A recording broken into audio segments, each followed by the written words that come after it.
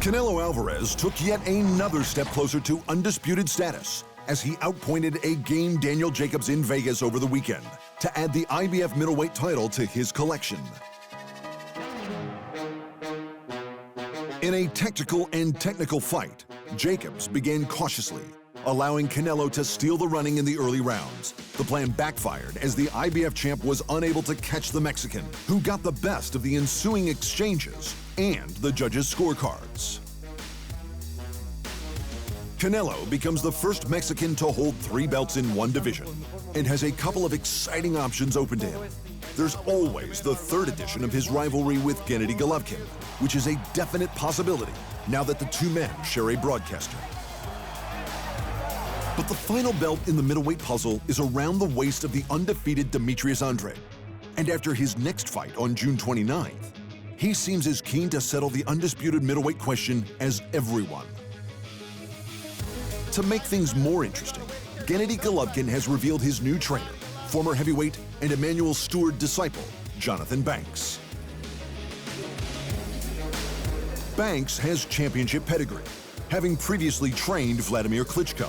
The Kazakh former champ has been working with his new partner for a few weeks already to prepare for his upcoming fight against Steve Rolls.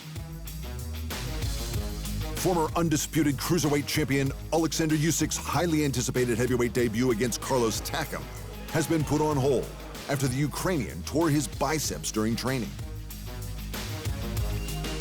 And the WBC has ordered a fight between unified champ Vasiliy Lomachenko and Englishman Luke Campbell for the lightweight title 4-division champion Mikey Garcia recently vacated. While the fight isn't the elite test of skills we might have seen from Lomachenko-Garcia, the WBC did award Mikey the title of Emeritus Champion, meaning he can have an immediate shot at the title should he return to the division.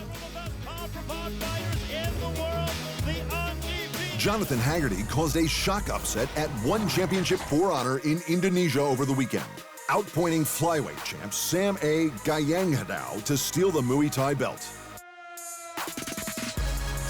Gyengady's 366 wins were up against Haggerty's 9-2 record, but the Englishman was unintimidated, dropping the champ with a stiff right in the 3rd.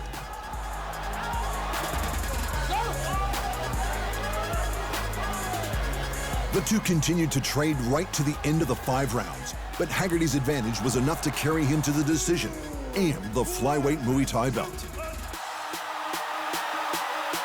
Earlier in the night, another stiff right from Kyrgyzstani fighter Kiamrian Abasov was enough to signal the end for Yushin Okami.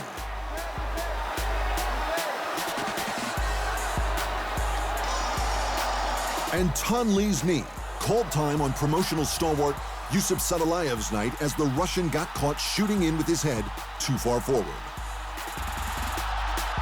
To the UFC, and the ever-popular Donald Cowboy Cerrone has made it 3 in a row with an old-school rumble against Raging Al Iaquinta, once again putting his name in the hat for possible lightweight title contenders.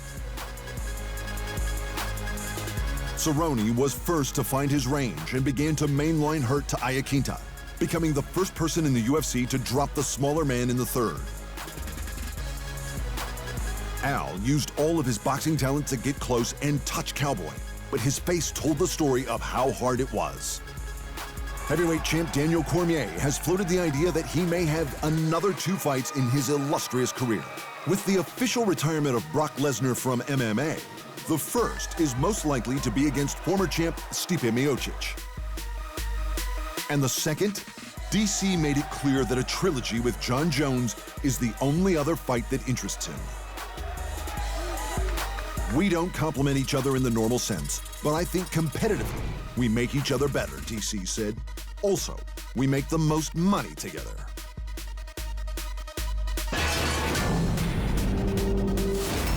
Cowboy and Raging Al took home an extra 50 grand after putting on the fight of the night at UFC Fight Night 151, which might lessen some of the pain.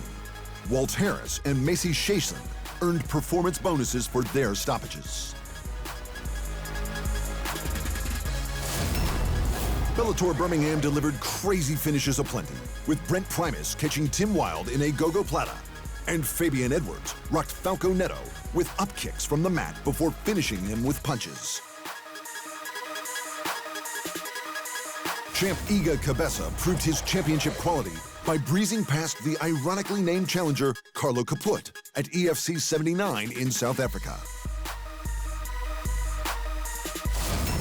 And in the boxing, Artur Beterbiev remained undefeated, knocking out challenger Radovoja Kalajdzic in the 5th, while Joanne Chaos stopped Ryuichi Runai late in the 7th to retain his belt.